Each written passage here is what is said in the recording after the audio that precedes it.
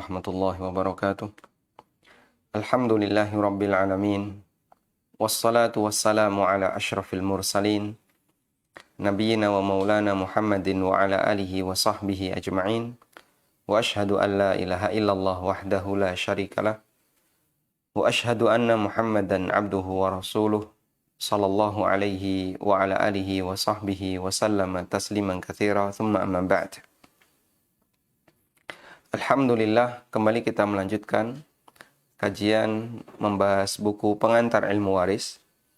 Dan insya Allah kita akan membaca mulai dari halaman atau mulai dari bab yang ke-19. Membahas perbedaan antara ahli waris dengan mahram. Pada pertemuan sebelumnya, kita telah menyampaikan daftar ahli waris dari laki-laki dan daftar ahli waris dari perempuan. Kemudian kita akan membahas di antara daftar ahli waris itu ada yang dia bukan mahram, namun dia mendapatkan warisan, dan sebaliknya ada yang merupakan mahram tapi tidak mendapatkan warisan. Sehingga dua hal ini memang dua hal yang berbeda. Hukum yang berlaku dalam masalah warisan dengan hukum yang berlaku dalam masalah kemahroman. Coba kita baca. Bagi Anda yang memiliki bukunya, silakan dibuka halaman 167.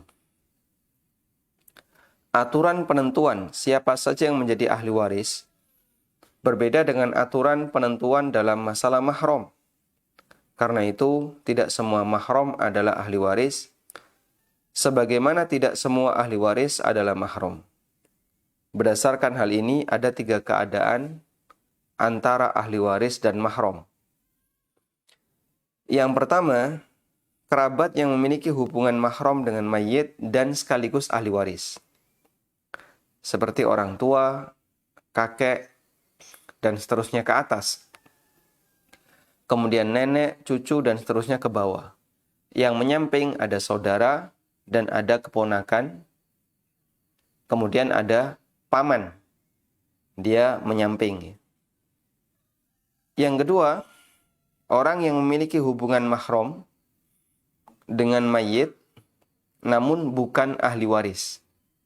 Punya hubungan mahram dengan mayit, tapi bukan ahli waris. Contohnya adalah mertua, dan sebaliknya adalah menantu. Begitu akad nikah sudah dilakukan, maka antara mertua dengan menantu ini menjadi mahram. Dan mereka tidak batal status mahramnya, meskipun bisa jadi suami istri sudah bercerai. Sehingga misalnya dalam sebuah kasus, A punya anak B, X punya anak Y. Lalu B, anaknya A, menikah dengan Y. B lelaki, Y perempuan. B menikah dengan Y. Maka B dengan X adalah mahram. Y dengan A adalah mahram. Andai terjadi perceraian antara B dengan Y, apakah B tetap jadi mahram bagi X? Jawabannya tetap jadi mahram. Meskipun mereka berdua atau meskipun B dengan Y sudah bercerai. Sehingga ada istilah mantan istri, mantan suami, tapi tidak ada istilah mantan mertua. Dalam arti mereka tetap mahram sekalipun mereka sudah bercerai. Selanjutnya, yang ketiga adalah ahli waris yang bukan mahram. Contohnya adalah sepupu. Sepupu yaitu anak paman yang laki-laki. Dia bukan mahram meskipun dia ahli waris. An-Nawawi rahimahullah menjelaskan dalam syarah Sahih Muslim, ajma'at al-ummatu ala thubuti hurmati ar-rada' bainar radi wal murdi'ah. umat Islam sepakat bahwa menyusui bisa menjadi sebab mahram antara wanita yang menyusui dengan anak laki-laki yang disusui. Wa annahu yusiru ibnaha yahrumu alaihi nikahuha abada. Dan anak lelaki yang disusui itu menjadi anaknya si wanita yang menyusui, disebut dengan anak radha'ah atau anak persusuan, dan haram baginya untuk menikah dengan wanita ini abadan selamanya. Kemudian beliau melanjutkan, wala yatarattabu alaihi ahkamal umumati min kulli wajhin fala yatawarathani wala yajibu ala wahidin minhuma nafaqatul akhar. Namun meskipun mereka mahram, tapi seluruh hukum sebagai status ibu, hukum sebagai ibu itu tidak berlaku semuanya. Di sini kita sebutkan, ya, tidak menjadikan wanita itu layaknya ibu dari segala sisi. Fala yatawarathan, sehingga mereka tidak bisa saling mewarisi. Wala yajibu ala wahidin minhuma nafaqatul akhar, dan tidak wajib bagi salah satu di antara yang lain memberi nafkah, meskipun mereka mahram. Sehingga jika ada kasus A pernah disusui oleh B, A lelaki, B wanita, kemudian setelah A ini dewasa, maka A dengan B ini mahram, tidak boleh menikah. Meskipun demikian, tidak ada kewajiban untuk saling memberi nafkah dan tidak bisa saling mewarisi. Baik. Walhamdulillahirabbil alamin. Selesai satu bab di bab ke-19. Dan ini sebenarnya hanyalah pelengkap dari daftar ahli waris yang kita bahas di pertemuan sebelumnya, yang jumlahnya ada 15 bagi lelaki dan 10 wanita. Kemudian memicu pertanyaan, kenapa di situ ada yang mahram tapi dia nggak dapat warisan, dan sebaliknya ada yang bukan mahram tapi dapat warisan? Jawabannya kita sebutkan di halaman 19 atau di bab ke-19. Selanjutnya kita akan beralih ke bab 20. Bab 20 kita akan bahas tentang dua jenis jatah warisan. Dua jenis jatah warisan. Jatah warisan yang diberikan kepada ahli waris ada dua macam. Kita berbicara ahli waris, 15 lelaki, 10 perempuan. Bukan dzawil arham. Kalau dzawil arham nanti ada perhitungannya sendiri. Jatah warisan yang diberikan kepada ahli waris ada dua macam. Pertama, jatah warisan dengan nilai tertentu yang disebut dengan al-furud. Disebut dengan al-furud, yaitu jatah warisan yang diberikan berdasarkan nilai tertentu yang ditetapkan oleh syariat. Seperti penjelasan Allah di surat An-Nisa ayat 11, 12, dan bagian ujung surat An-Nisa. An-Nisa ayat 176. Contoh jatah setengah, seperempat, sepertiga, seperdelapan, dan seterusnya. Jatah ini tidak bertambah, kecuali karena rod. Ada sisa jatah. Dan tidak berkurang kecuali karena aul. Ada pengurangan jatah. Penjelasan tentang rad dan aul nanti akan kita bahas tersendiri di contoh, dan sekaligus ada contoh perhitungannya, ya. Nanti di bagian akhir insyaallah. Selanjutnya, jatah yang ditetapkan atau al-furud. Al-furud dalam Al-Qur'an di 3 surat, di 3 ayat. An-Nisa ayat 11, 12, dan 176. Al-Furud dalam 3 ayat ini ada 6. Ada 6. 6 itu apa saja? Setengah, seperempat, seperdelapan. Sehingga di sini ada kesamaan dari sisi apa? Penyebut, yaitu penyebut genap. Setengah, seperempat, seperdelapan. Kemudian yang penyebutnya penyebutnya KPK 3. Sepertiga, seperenam, 2/3. Sepertiga, 1/6, 2/3. Hanya 4 ini. Atau hanya 6 ini. Setengah, 1/4, 1/8, 1/3, 1/6, 2/3. Baik. Jika Bapak Ibu menghafal 6 ini, insya Allah nanti kita tidak sulit dalam menerapkan. Tidak keluar dari 6 ini. Sehingga ahli waris kemarin sudah kita pahami. Jumlahnya ada sekian belas laki-laki dan 10. Ada 15 laki-laki dan 10 perempuan. Kemudian jatah yang mereka miliki untuk ashabul furud hanya ada 6 ini.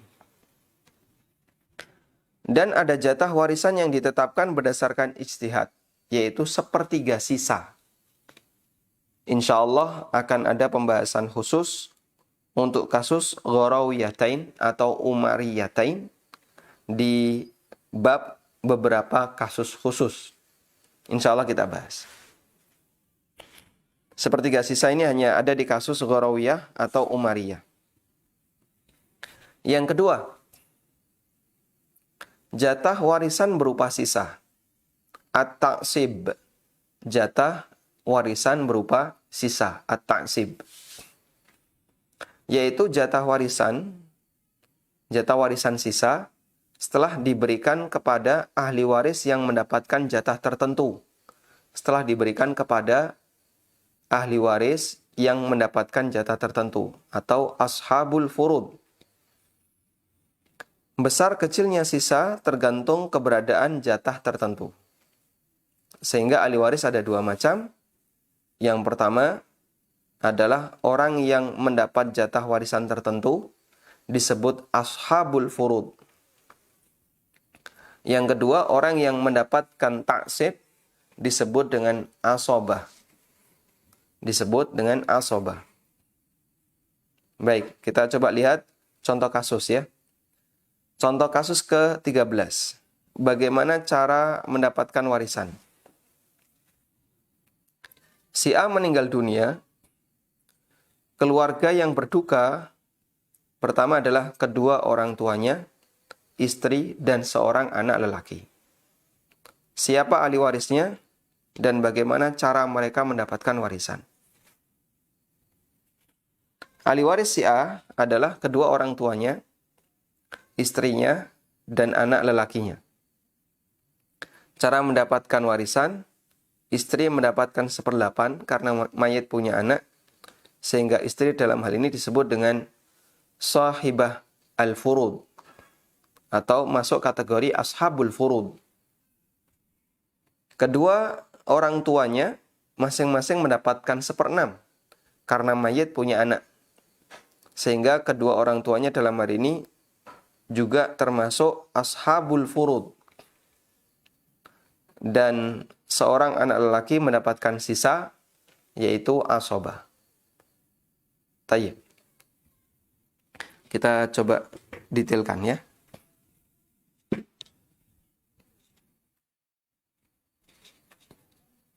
Baik.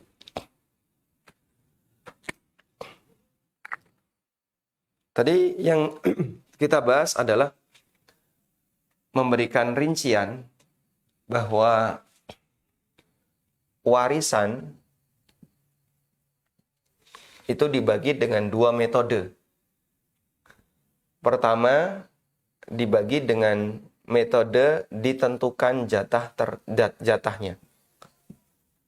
Ditentukan jatahnya. Yang ini disebut dengan al-furud.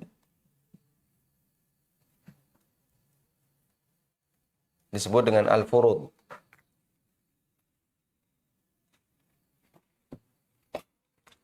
Yang kedua, mendapatkan sisa. Karena sisa, maka besar kecilnya tidak tentu. Yang ini disebut dengan at-ta'sib.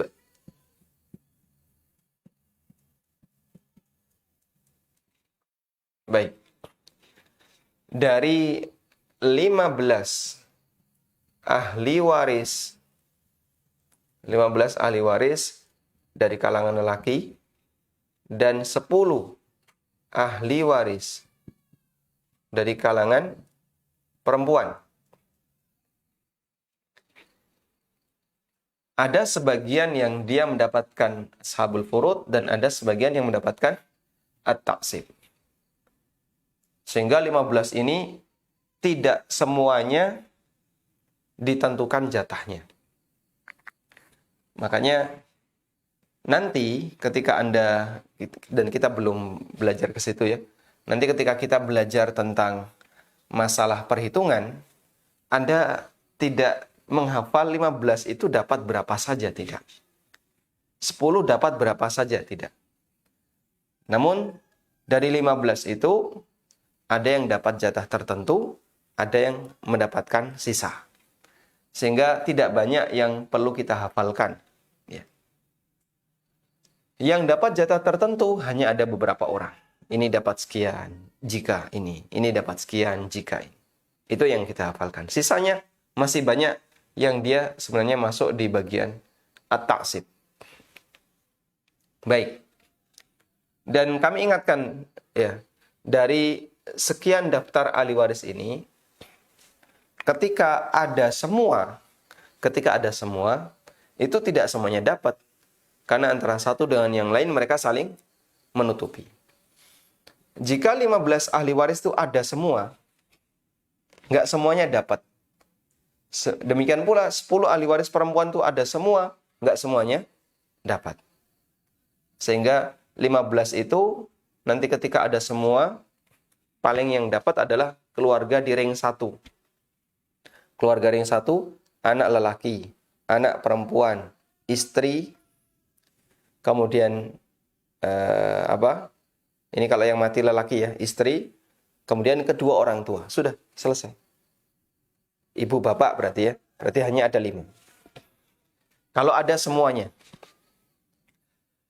Yang 10 ahli waris perempuan juga gitu. Kalau ada semuanya.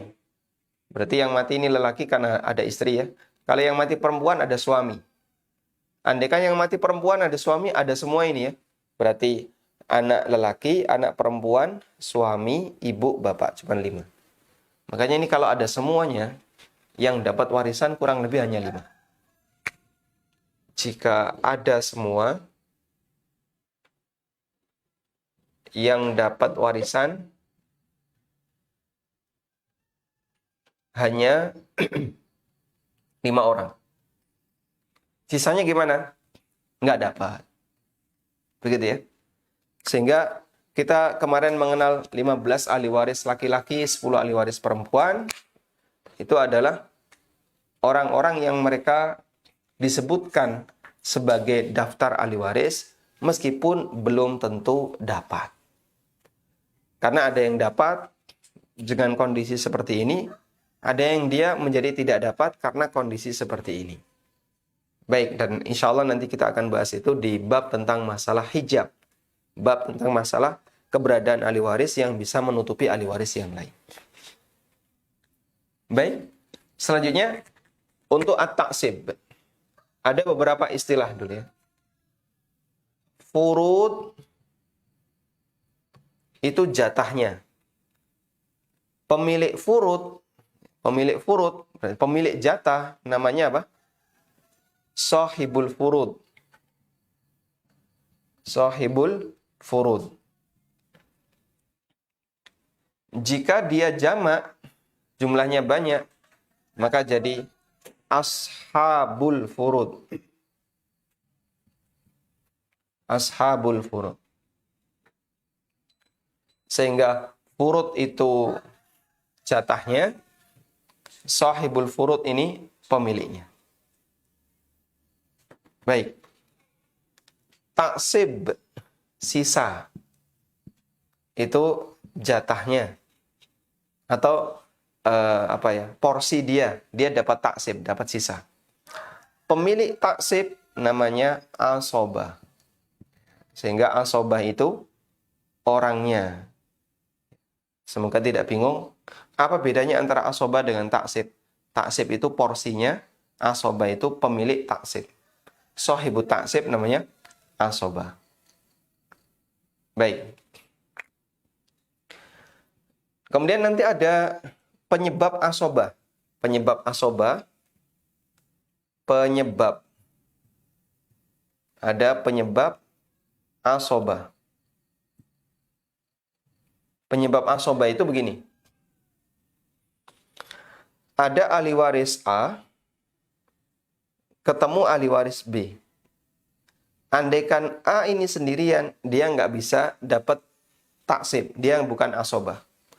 Tapi ketika A bergabung dengan B, maka dia jadi asobah. Nah, posisi B yang menjadi penyebab A bisa jadi asobah disebut mu'asib. Disebut mu'asib. Sehingga dalam asobah ada 3 istilah ya.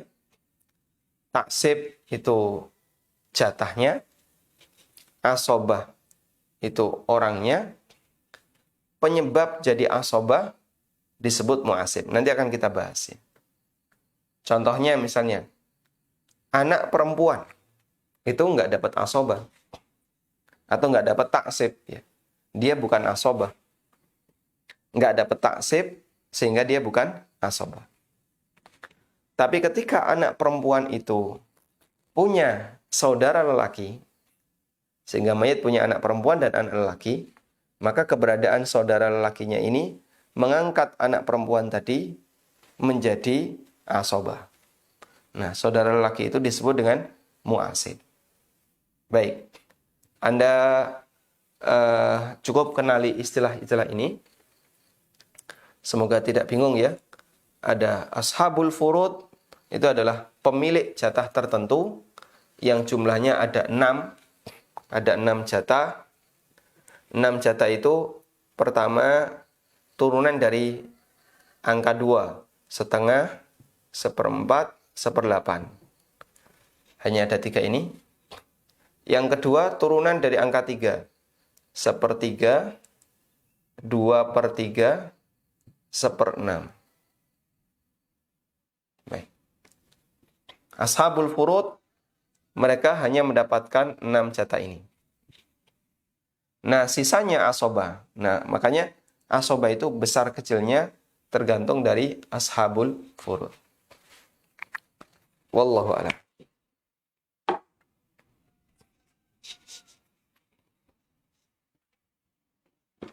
Tayyib. Kita sudah selesai di halaman 170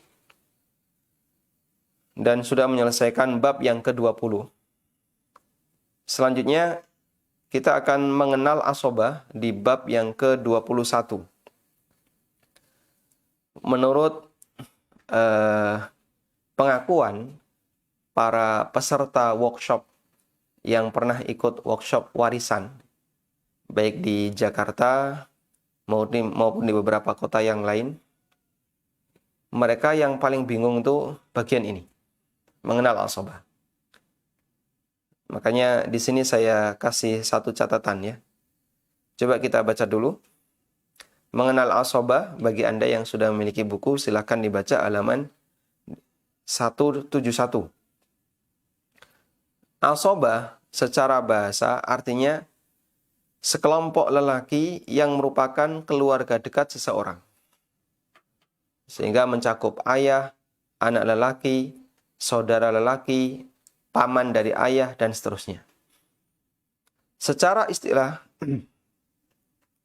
istilah dalam ilmu waris, asobah berarti orang yang mendapatkan warisan tanpa ditetapkan porsinya, namun mendapatkan sisa setelah dibagikan kepada yang mendapatkan jatah tertentu.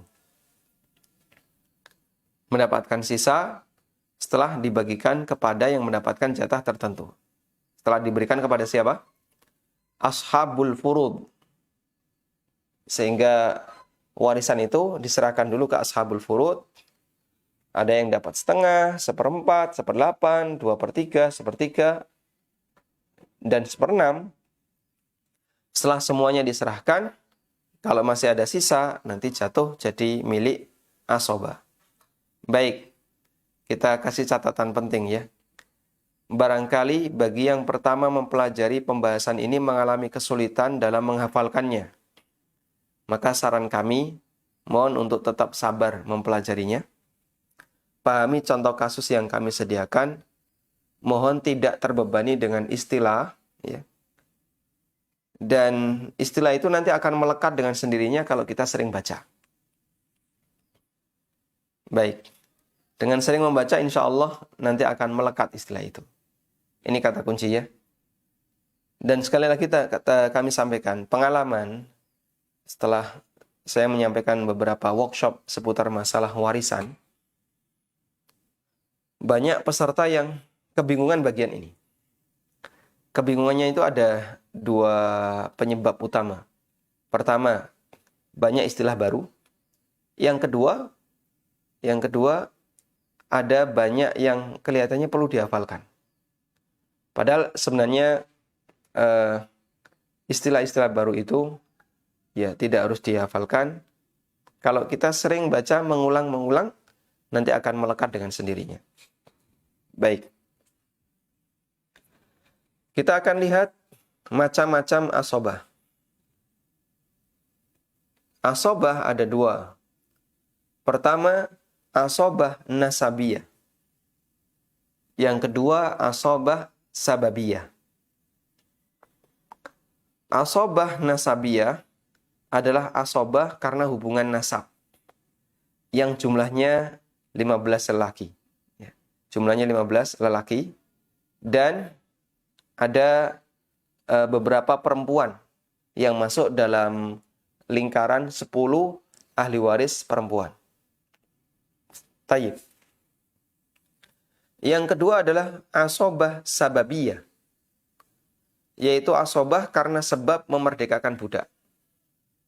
Sehingga asobah sababiyah itu hanya mu'tik atau mu'tikah. Asobah sababiyah hanyalah mu'tik atau mu'tikah. Baik. Insya Allah tidak sulit untuk asobah sababiyah. Karena asobah sababiyah dia tidak dibahas kaitannya dengan urutan nasab. Kita lanjutkan. Sekarang kita akan fokus pada asobah nasabiyah. Fokus asobah nasabiyah. Asobah nasabiyah ada 3 macam. Asobah karena nasab. 15 lelaki, 10 wanita, itu kan karena nasab, ya. Asobah karena nasab ini ada 3 macam.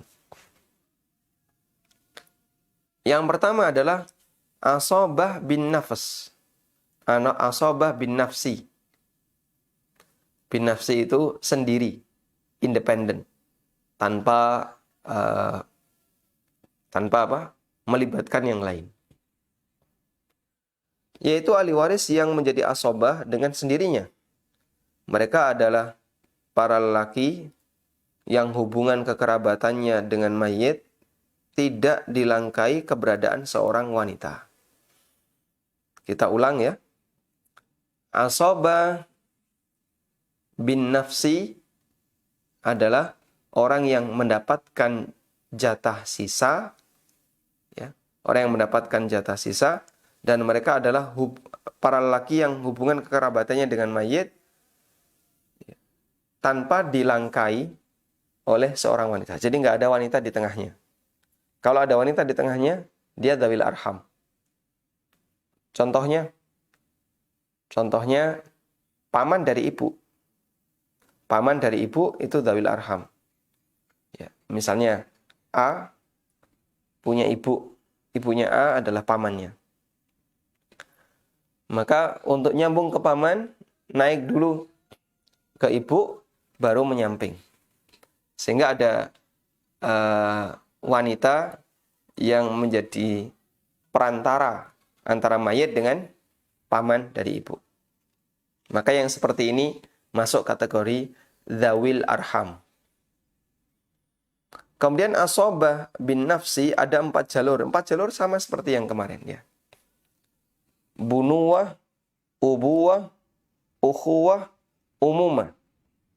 Jalur bunuwah, anak lelaki, cucu laki-laki, dari anak laki-laki, dan seterusnya ke bawah. Jalur ubuwah adalah ayah, kakek, dan seterusnya ke atas. Jalur ukhuwah adalah saudara laki-laki mayit sekandung, kemudian seayah, kemudian anak lelaki mereka. Saudara mayit sekandung, seayah, kemudian anak lelaki mereka. Baik, itu yang saudara seibu dapat asobah nggak? Tidak, karena di situ ada melangkai seorang wanita, yaitu ibunya. Hubungan dia dengan saudara seibu itu adalah karena ibunya. Baik. Kemudian anak laki-laki mereka. Yang keenam, jalur paman umumah, yaitu paman dari ayah sekandung, kemudian paman dari ayah sebapak, kemudian anak laki-laki mereka. Tayyib. Jika ada sejumlah ahli waris yang semuanya berhak mendapatkan asobah, maka didahulukan sesuai dengan urutan bunuwah, ubuwah, kemudian ukhuwah, baru yang terakhir adalah umumah. Anak, bapak, saudara, paman. Anak, bapak, saudara, paman. Baik. Coba kita lihat ya. Saya mengulang yang kemarin.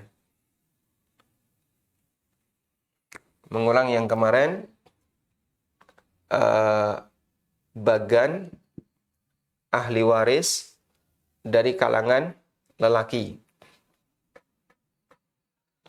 Pertama adalah ibn. Kemudian anaknya ibn. Ibnul ibn. Anak laki-laki, cucu laki-laki dari anak laki-laki. Kemudian yang ke atas ayah.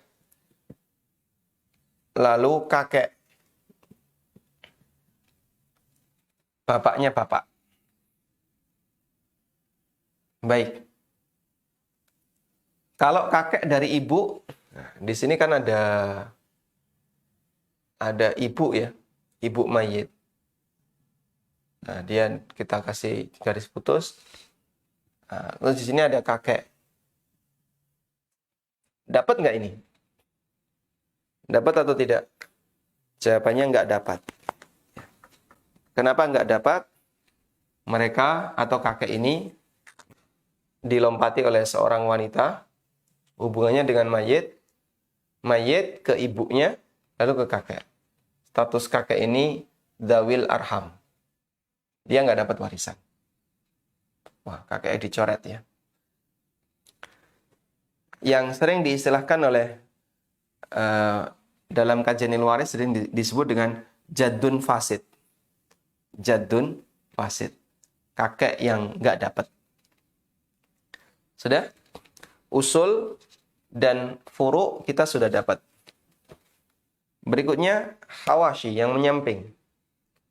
Yang menyamping ada saudara. Kita taruh di sini aja. Yang menyamping ada saudara. Saudara itu urutannya apa? Syakik, saudara kandung. Kemudian liab, saudara sebapak. Kemudian ada lium, saudara seibu.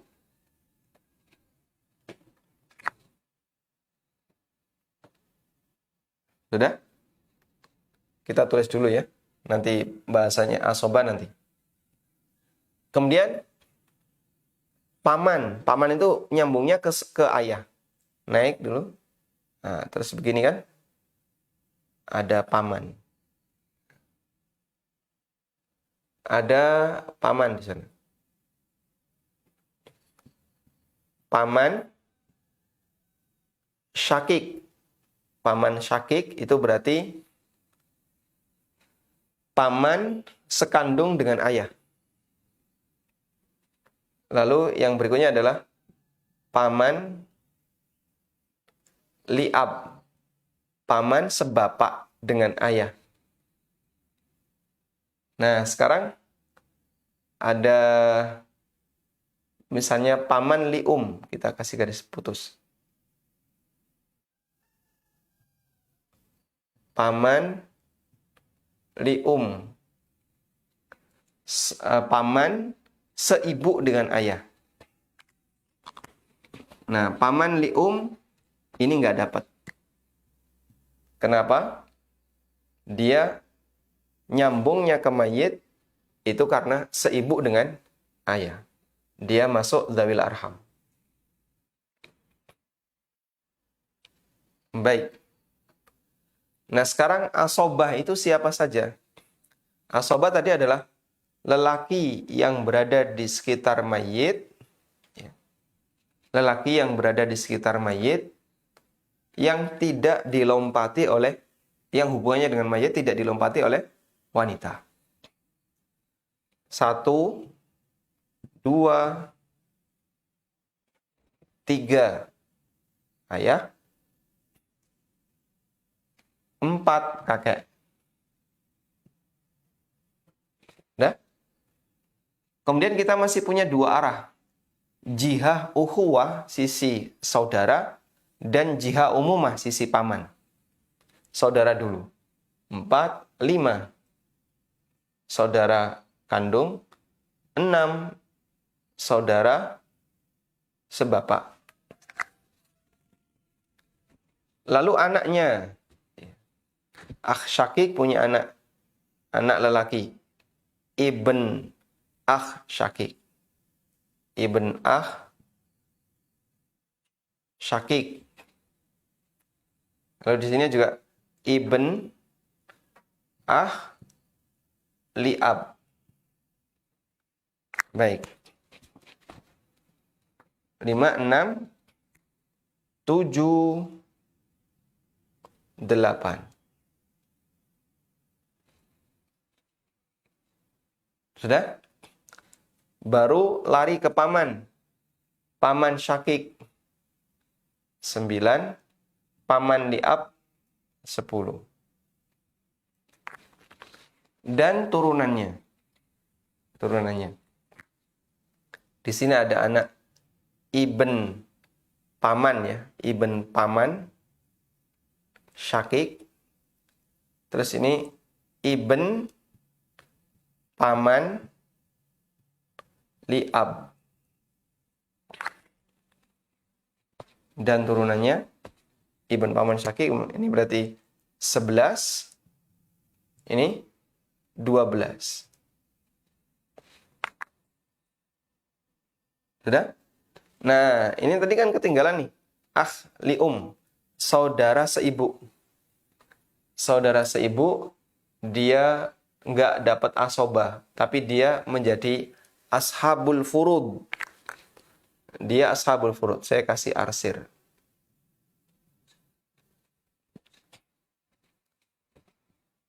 Akh li'um ini sahibul furud dan dia bukan asobah. Hanya di furud, hanya dia mendapatkan jatah tertentu saja. Dia bukan asobah. Kenapa? Karena ada nyambungnya ke mayit, itu ada apa? Wanita, yaitu ibunya. Disebut saudara seibu, maka dia hanya dapat sahibul furud. Nah, sahibul furud akhli itu cuma 2. Kalau enggak 1/6, 1/3. Cuma 2. Nah, makanya nanti kalau ada kasus mayit punya saudara seibu. Nah, itu pilihannya cuma 2. Kalau enggak 1/6, 1/3. 1/6 kalau sendirian, 1/3 kalau bareng-bareng. Saudara seibunya lebih dari 1. Nah, itu nanti dapat 1/3. Ada satu lagi yang dia bisa mendapatkan asobah. Bahkan nanti seluruh hartanya menjadi milik dia. Yaitu mu'tik. Mu'tik. lelaki yang membebaskan budak. Maka jika budak ini tidak punya ahli waris, maka nanti dia mendapatkan seluruh harta warisannya. Ini dapat, itu nomor 13. Baik. Semoga tidak bingung ya. Sudah bingung? Ada komentar bingung? Nggak ada kayaknya. Alhamdulillah. Kalau Anda nggak komentar bingung, insya Allah nggak bingung ya. Nah, kalau sudah terjadi seperti ini, kalau ada kayak gini, suami masuk asobah nggak? Tidak. Suami bukan asobah.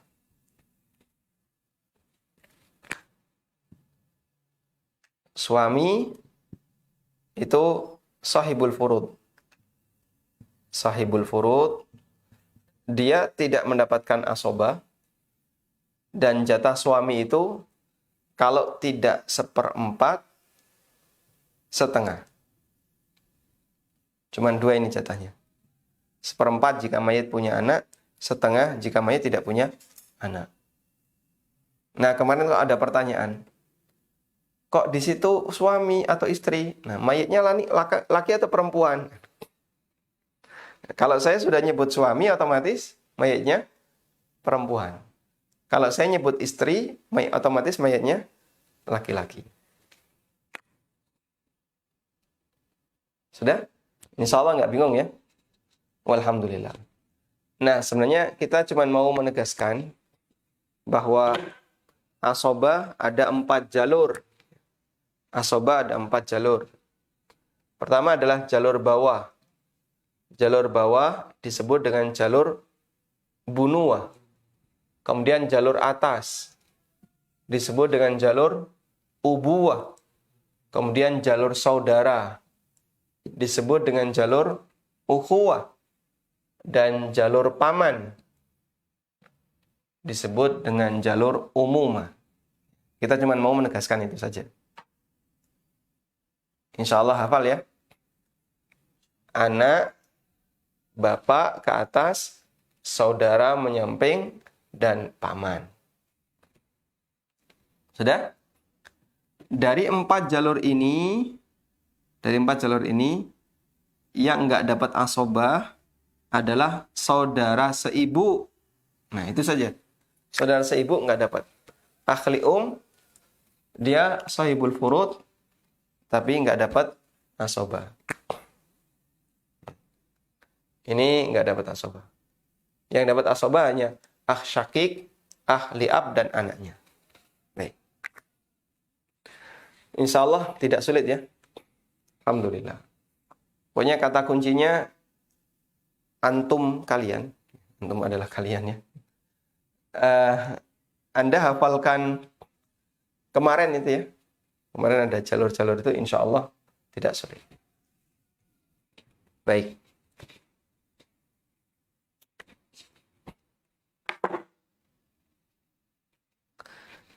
Kita lanjutkan.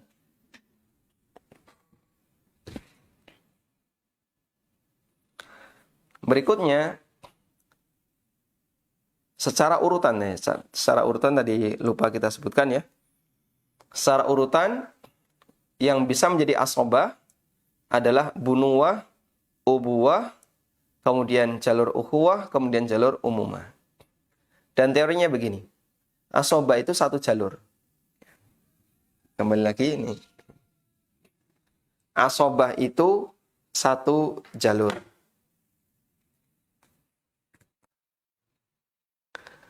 Jika sudah jalur bunuwah, maka jalur yang lain tidak boleh.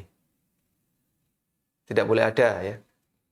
Jika sudah jalur ubuwah, maka jalur yang lain tidak bisa. Demikian pula jika sudah jalur ukhuwah, maka jalur umumah tidak bisa. Jalur umumah, nah ini yang terakhir. Baik, urutannya sesuai dengan urutan gambar saya tadi. Yang pertama adalah jalur bunuwah dulu. Jadi kalau sudah ada anak lelaki atau cucu lelaki yang dapat asobah, saudara nggak dapat asobah, ayah ke atas nggak dapat asobah. Sudah? Kalau ada ayah atau kakek yang dapat asobah, ayah terutama ya, ayah dapat asobah, maka saudara nggak dapat. Kalau saudara laki-laki ada sehingga dia dapat asobah, maka nanti paman nggak dapat. Sehingga urutannya 1, kemudian 2 yang atas naik, 3 jalur saudara, dan 4 jalur paman. Yang ini saling menutupi. Kalau ada 1, maka dia yang lebih dominan. 2 nggak dapat. Ada 2, tidak ada 1 tapi ada 2. 3 nggak dapat. Ada 3 tapi nggak ada 2, maka 4 nggak dapat. 2 bisa jadi asobah jika apa? Ini nggak ada. Kalau ini ada ya ini nggak bisa. 3 dapat asobah jika apa? 1 dan 2 tidak ada. 4 bisa dapat jika 1, 2, 3 nggak ada. Sangat sederhana. Ya. Sehingga kalau ini gabung semuanya, nanti yang dapat asobah 1. Yang 2, 3, dan 4 nggak dapat. Nggak ada 1, mayat nggak punya anak. Orang tua masih hidup. Maka orang tua yang dapat. Orang tua sudah meninggal duluan, mayatnya nggak punya anak. Berarti nanti saudaranya. Jadilah kalalah. Dan dulu sudah pernah kita bahas ya. Walhamdulillah.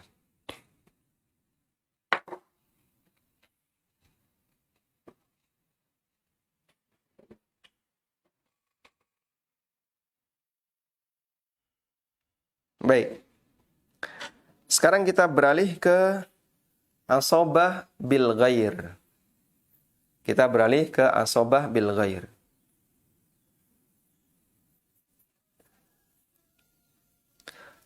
Ahli waris yang aslinya bukan asobah, namun menjadi asobah karena diangkat oleh saudara lelakinya.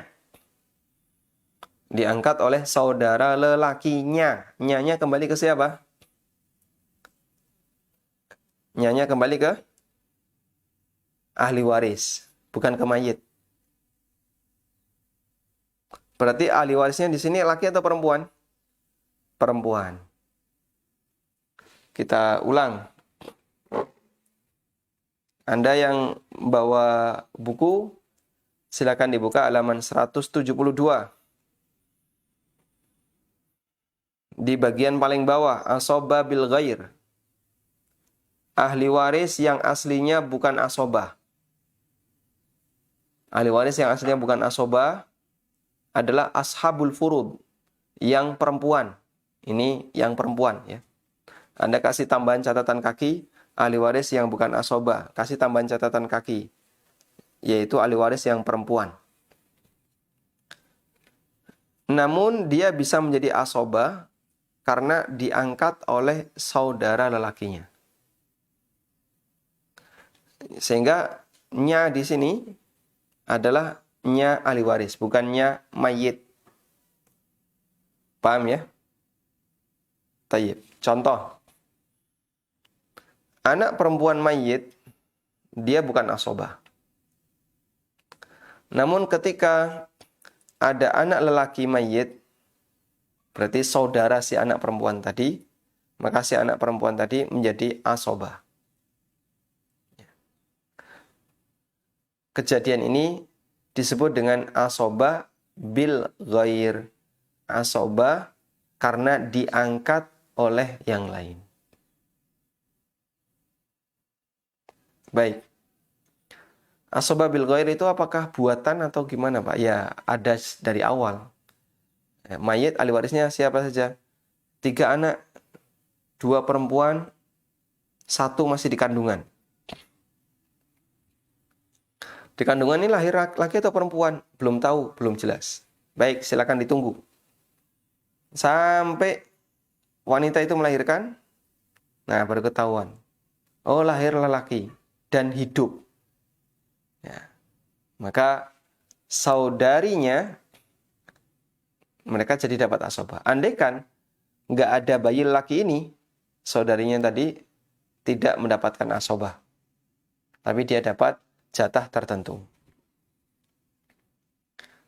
Kemudian, asobah bil ghair terbatas pada 4 wanita. Atau coba gini, diulang di halaman 172 ya. Halaman 172 bagian akhir. Asobah bil ghair dalam kurung hanya wanita. Kami tidak menjumpai asobah bil ghair dari laki. Asobah bil ghair itu wanita. Kalau laki, asobah bin nafas. Sudah? Ibaratnya gini aja ya. Laki bisa safar tanpa mahram. Sehingga dia boleh safar sendiri. Maka dia dapat asobah sendiri. Disebut dengan asobah bin nafas. Tapi kalau wanita, dia jika mau safar harus ditemani oleh mahramnya, oleh lelaki. Maka dia bisa safar disebabkan karena ada mahram saudaranya. Nah, maka wanita ini disebut asobah bil ghair. Asobah karena ada mahram lelakinya. Asobah bil ghair terbatas pada 4 wanita. Pertama, anak perempuan. Dia menjadi asobah ketika ada anak lelaki. Cukup jelas.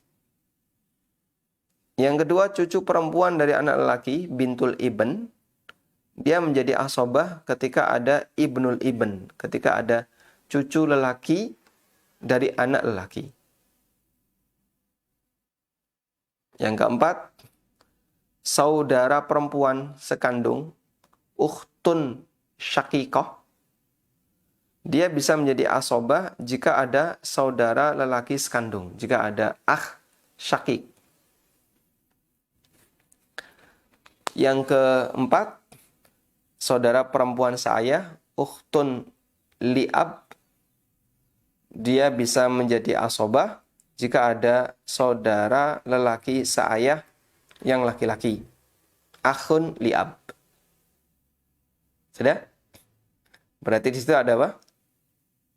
Ada persaudaraan antara perempuan itu dengan lelaki yang menyebabkan dia jadi asobah. Baik, kita tulis ya. Semoga tidak membingungkan. Mayyit. Poros ini ya.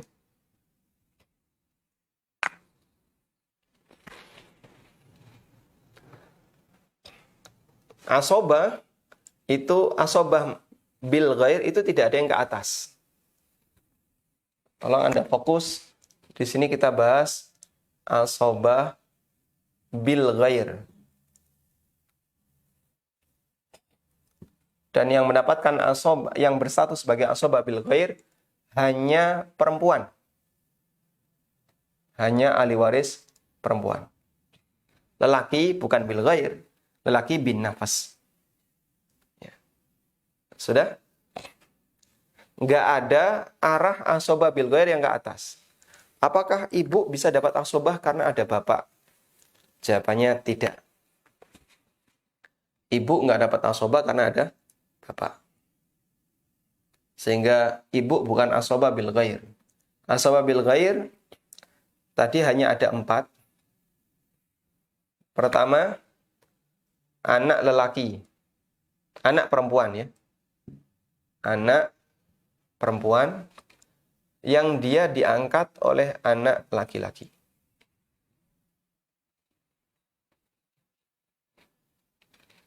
Baik. Kemudian yang berikutnya adalah cucu perempuan dari anak lelaki. Cucu perempuan, atau gini aja. Bintul ibn. Bintul ibn. Bintun, artinya apa bintun? Anak perempuan. Bintul ibn. Cucu perempuan dari anak lelaki. Ini ibn ya. Dan anak lelaki ini juga punya anak lelaki. ibnul ibn.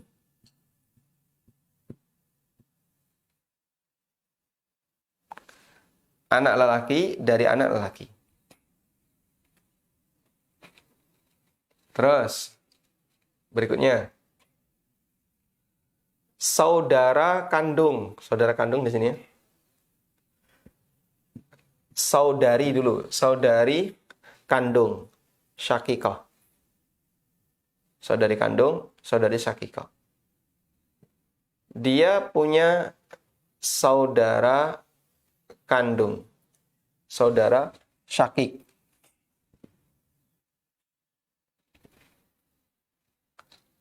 Kemudian saudari seayah, saudari liab, dia punya saudara liab. Baik, ada 4 asoba bil ghair. 4 itu siapa saja? Anak perempuan. Dia menjadi asoba karena diangkat oleh anak lelaki. Dia menjadi asoba karena diangkat oleh anak lelaki. Ini yang angkat.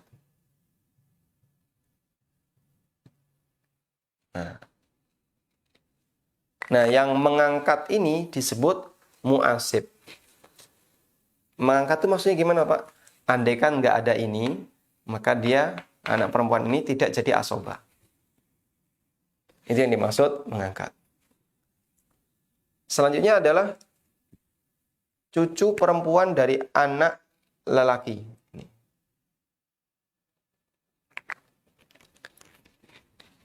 Di mana dia menjadi asoba diangkat oleh saudaranya. Nah, Anda bisa perhatikan semuanya itu satu tingkatan. Ini satu tingkatan, satu tingkatan. Selanjutnya, saudara atau saudari kandung. Dia menjadi asoba diangkat oleh saudara lelaki kandung. Berikutnya adalah saudari sebapak. Dia menjadi asoba diangkat oleh saudara bapak. Saudara sebapak. Dan yang hijau-hijau itu adalah mu'asib. Yang bergaris hijau, kotak hijau ini adalah mu'asib. Penyebab asoba. Sedangkan yang merah-merah itu adalah asoba bil ghair. Orang yang mendapatkan asoba, wanita yang mendapatkan asoba karena diangkat oleh yang lain. Asoba bil ghair.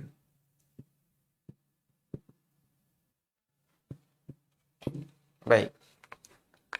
Pak, itu putus-putus apa garis komando atau garis koordinasi? Nah, itu. Ya, kalau itu bagan organisasi ya. Ini bukan organisasi.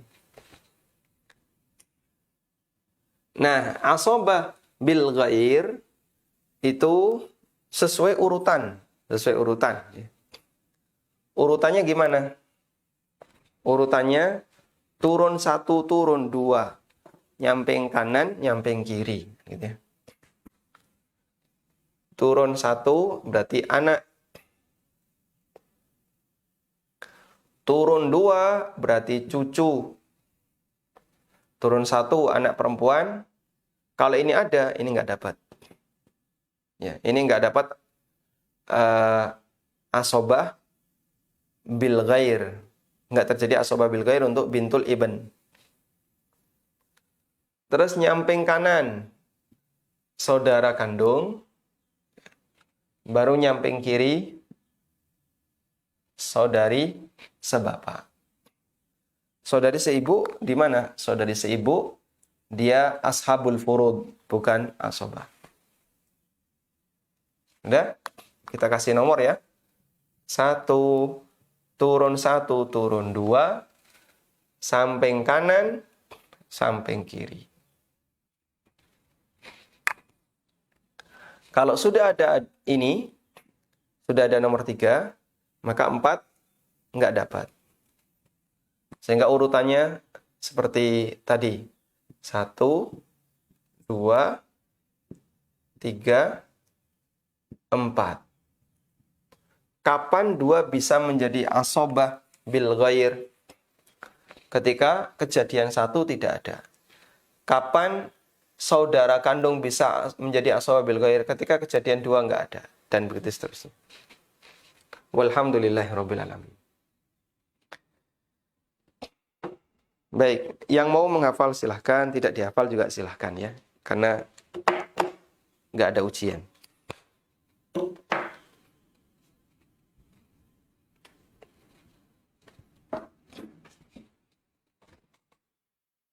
Walhamdulillah. Dan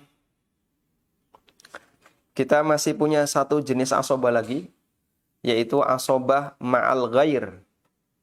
Asobah ma'al ghair. Asobah ma'al ghair itu perempuan bareng perempuan. Ahli waris perempuan dibarengi oleh ahli waris perempuan. Lalu berangkat bareng.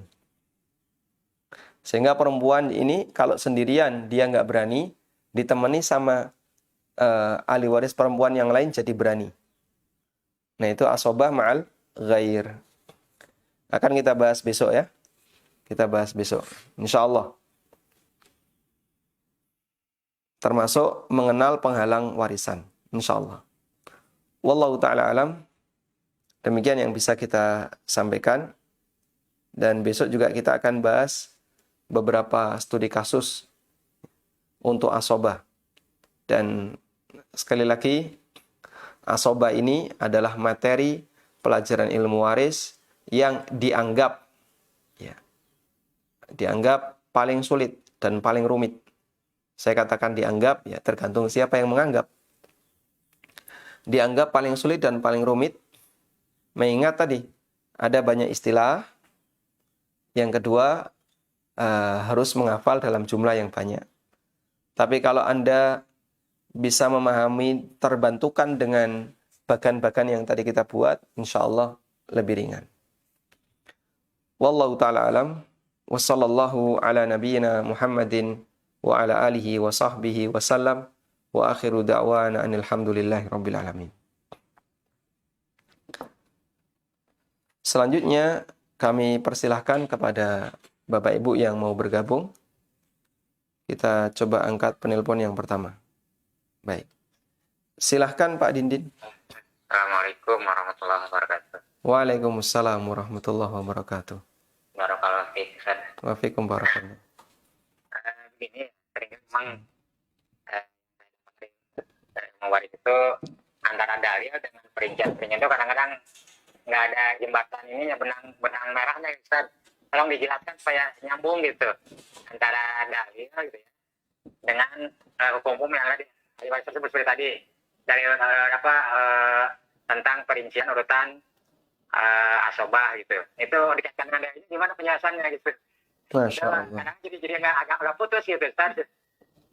Jadi dalilnya kok seperti nggak nyambung gitu. Padahal ya itu saya minta penjelasan seperti itu, Ustaz, supaya lebih yakin gitu, lebih jelas gitu.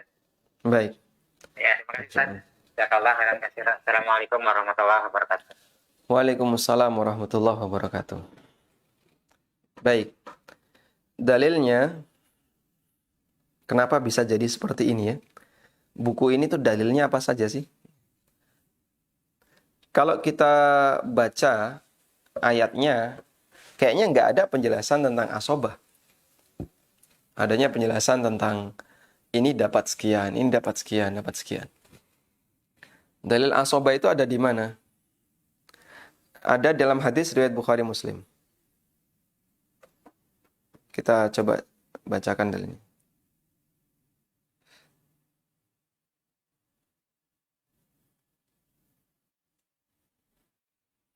Nabi SAW pernah bersabda, Alhiqul fara'idha bi ahliha.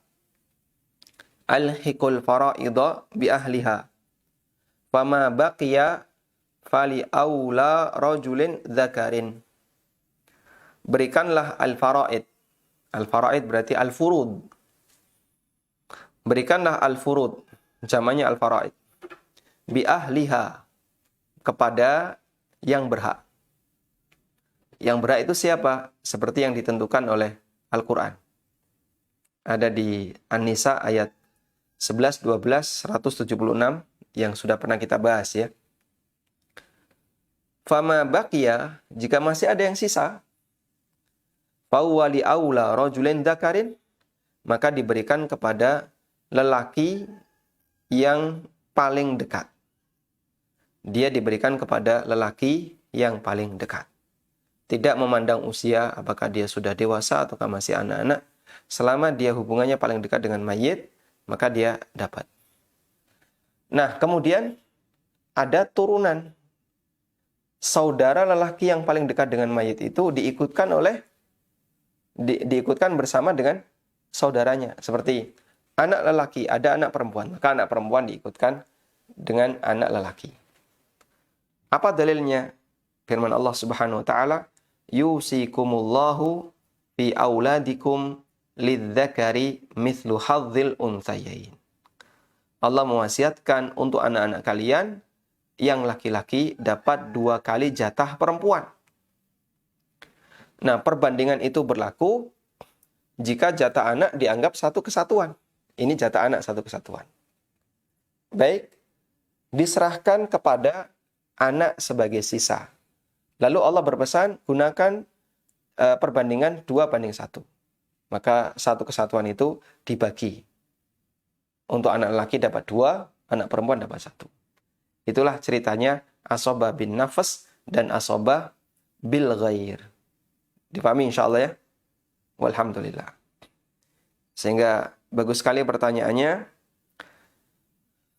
Saya kok tidak melihat dalil dalam Al-Quran, dalil yang secara khusus menyebutkan asobah-asobah itu. Itu teori dalilnya gimana, nyambungnya gimana? Masya Allah ya. Dan semoga semangat seperti ini juga ada dalam kegiatan yang lain. Saya ingin tahu, apa sih dalilnya kalau kita sholat baca Fatihah? Ya, pokoknya kamu baca Fatihah, nggak usah tahu dalil. Oh, jangan digituin. Naikkan derajatnya. Awalnya ketika kita belajar, itu kan cuma mengikuti. Sebagaimana anak kecil. Dia hanya mengikuti orang tuanya, mengikuti gurunya.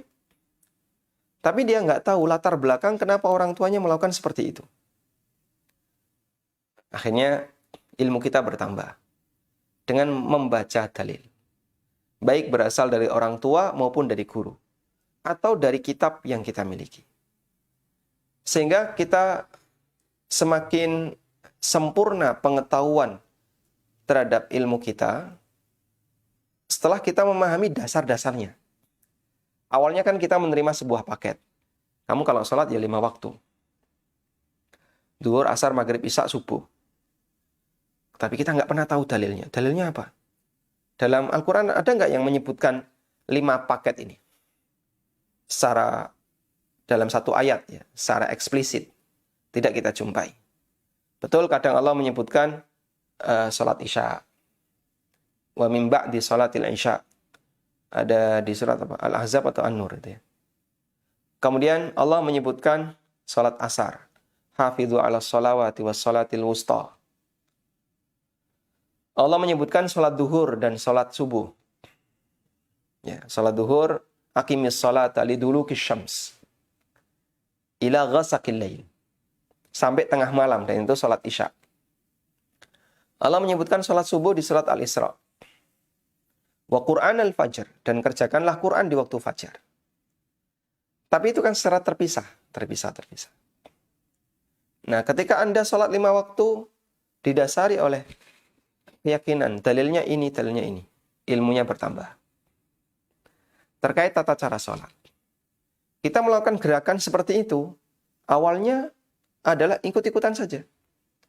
Orang tua bilang seperti, ngajari kayak gini, saya ikut kayak gini. Guru ngajari kayak gini, ikut kayak gini. Terus ilmu kita bertambah. Dengan mempelajari dasarnya. Kenapa sih kalau kita takbiratul ihram mengangkat tangan? Setinggi pundak atau setinggi telinga? Kenapa sedekap? Kenapa tangan kanan ditaruh di atas tangan kiri? Kenapa ketika sedekap nggak kayak gini? Kemudian diputar dulu. Kenapa langsung seperti ini? Kenapa? Kalau kita punya kepedulian terhadap dalil, maka kita akan berusaha untuk mencarinya. Dan itulah yang saya maksud tambahan ilmu. Maka sempurnakan ilmu yang kita miliki dengan belajar dalil. Karena semua yang kita lakukan dalam agama ini berdalil. Cuman dalil itu ada yang dalil dekat, ada yang dalil jauh. Yang dalil dekat namanya nas. Contohnya apa? Sebelum sholat wudu. Apa dalilnya? Allah berfirman, Ya ayyuhalladzina amanu idza qumtum ilas salati faghsilu wujuhakum wa aydiyakum ilal marafiq. Wahai orang-orang yang beriman, kalau kamu mau sholat, cuci wajahmu, cuci tanganmu. Nah, itu dalil dekat. Artinya dari teksnya saja kita sudah bisa paham bahwa ayat ini berbicara kalau saya mau sholat harus melakukan kegerakan seperti ini, yaitu berwudu. Dalil jauh itu tadi dalilnya berbicara seperti ini, tapi maknanya luas, termasuk mencakup kasus A, B, C, D. Dan itu kita terima. Nah, dalil jauh, kita memberikan makna berdasarkan dohir dari dalil. Ini kita bisa mendapatkannya melalui penjelasan para ulama. Nah, dari situlah kita punya kesimpulan. Oh, kasus A itu dalilnya ini, kasus B dalilnya ini. Padahal dia cukup jauh. Baik, walhamdulillah. Intinya, kalau kita mau bertambah ilmunya, ya salah satu upaya yang kita lakukan adalah tadi. Wallahu a'lam. Nah, baik. Silahkan. Halo? Silahkan. Halo, Silahkan Bapak, sudah terhubung. udah terhubung ya? Nah, silahkan Pak. Ya, Assalamualaikum. Waalaikumsalam warahmatullahi. Silahkan. Ya, Ustadz, mau nanya Ustadz. Saya masih bingung masalah soba sama ashabul furud ini Ustadz. Untuk orang tua Ustadz, di satu sisi itu ditetapkan jatahnya, misalnya 1/6 sekian. Tapi di sisi lain di sini di asobah itu masuk juga Ustadz. Apakah orang tua itu bisa menjadi ashabul furud dan juga bisa menjadi asobah Ustadz? Masya Allah, betul sekali ya. Ya. Baik, Ya. terima kasih Saya Bapak. kira itu Ustadz. Nah. Ya. Jazakallahu khairan. Wa jazakumullahu khairan. Nah. Baik, pertanyaan yang bagus sekali mengingatkan saya sekaligus ya. Orang tua, yaitu bapak, hanya bapak ya. Dia bisa menjadi ashabul furud sekaligus asobah, betul sekali. Kenapa dia bisa jadi ashabul furud? Karena jatahnya telah ditetapkan dalam Al-Quran.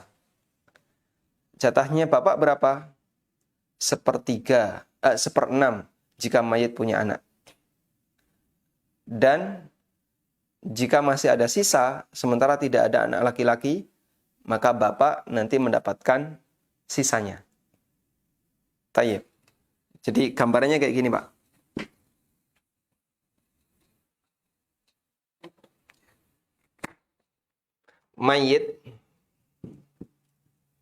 Mayitnya laki atau perempuan? Tergantung ahli warisnya ya. Kalau ada istri berarti laki. Mayitnya lelaki saja ya.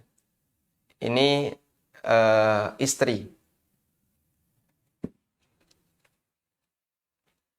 Ya. Mayit punya anak perempuan. 2 anak perempuan. Nggak punya anak laki-laki. Dia punya saudara. Saudara plus saudari. 1 saudara, 1 saudari ya. Kemudian mayit punya ibu bapak. Ibu bapaknya masih hidup. Ada ayah, ada ibu. Sudah? Nabi SAW bersabda, saya tuliskan dalilnya yang tadi ditanyakan oleh Pak Dindin. Hadisnya riwayat Bukhari. Alhiqu al-fara'idha bi ahliha. Fama baqiya fahiya li aula rajulin dzakarin. Hadisnya riwayat Bukhari. Tidak perlu diharokati ya. Saya bacakan saja. Alhiqul faraid. Berikanlah al-faraid. Al-faraid ini bentuk jamak dari kata furud. Alhiqul faraidha bi ahliha. Berikanlah al-furud kepada pemiliknya. Fama baqiya, kalau masih ada yang sisa, fawwa li aula rajulin dzakarin, maka diberikan kepada lelaki yang paling dekat. Sudah? Berarti tahapan pertamanya apa? Tahapan pertamanya adalah ilhaqul faraid. Berikanlah al-faraid. Serahkan kepada ashabul furud dulu. Nah, kita tentukan ashabul furudnya di sini siapa saja. Dari sekian ahli waris ini, ada ashabul furud, pertama adalah istri. Dia dapat 1/8. Karena mayit punya anak. Kemudian anak perempuan. Dia dapat berapa? 2/3. Dia dapat 2/3. Lalu ibu. Ibu karena ada anak dapat 1/6. Angka ini semuanya ada di surat An-Nisa ayat 11-12. Angka ini semuanya 2 anak perempuan, ibu ini ada di ayat 11, istri ada di ayat 12, surat An-Nisa. Sudah? Ayah dapat berapa? Ayah ditentukan juga di surat An-Nisa itu. Dapat 1/6. Ayah dapat 1/6. Sudah? Saudara dan saudari. Ya, karena ada ayah, dia mahjub. Saudara dan saudari, karena ada ayah, dia mahjub. Nggak dapat. Kita silang ya. Nggak dapat. Maka yang dapat tinggal ini. Sehingga penerapannya ini sudah selesai kita terapkan. Al-hiqul fara'idha bi ahliha sudah selesai. Masih ada sisa nggak? Ya. Karena perbandingan kayak gini biasanya nggak genep. Ya. Biasanya nggak genep. Jika masih ada sisa, berikan kepada lelaki yang paling dekat. Coba dijumlahkan ya, Pak. 1/6 tambah 1/6 tambah 2/3 tambah 1/8. Sisa nggak? Berapa angka yang sama? 24. 4 plus 4 plus 16 plus 3 ya. Gini. Berapa ini? 27. 27 per 24. Bukan cuma sisa ini, kurang. Kurang. Baik, cari yang sisa. Kalau yang sisa berarti gini aja. Anak perempuannya 1. Anak perempuannya 1 ya. Biar nanti bisa kita buat sisa. Anak perempuannya 1. 1 anak perempuan. Berarti dapat berapa? Setengah. Anak perempuan sendirian dapat setengah. Nah, sekarang kita jumlahkan nih. 1/6 setengah. Berapa ini? 24 juga ya? 24 ya? 18? Hah? 8-nya nggak bisa. 24 bagi 6 kali 1. 4. Terus ini? 12. Terus 3, ya. Berapa? Hah? 23. 23 per 24. Sisa 1 per 24. Nah, sisa 1/24 lari kemana? Ini lari kemana? Fahiya li'aula rajulin zakarin. Diserahkan kepada lelaki yang paling dekat dengan mayit. Siapa lelaki yang paling dekat dengan mayit? Ini sudah ketutup. Dia nggak dapat. Kenapa ketutup, Pak? Nanti dibahas di bab tentang hijab. Besok insya Allah. Besok bab itu kita bahas ya. Atau pertemuan berikutnya. Dibahas di pertemuan tentang hijab. Nah, selanjutnya ayah ini yang paling dekat. Maka sisanya ini diserahkan ke ayah. 1/24 sebagai sisa. Karena dia yang paling dekat. Nah, itulah yang mendasari di sini ayah mendapatkan jatah tertentu sekaligus beliau juga dapat sisa. Wallahu ta'ala alam. Tayyib, demikian yang bisa kita bahas. Semoga menjadi kajian yang bermanfaat. Wassallallahu ala nabiyyina Muhammadin wa ala alihi wa sahbihi wa sallam. Wa akhiru da'wana anilhamdulillahi rabbil alamin. Subhanakallahumma wa bihamdika. Ashhadu an la ilaha illa anta astaghfiruka wa atubu ilaik. Wassalamualaikum warahmatullahi wabarakatuh.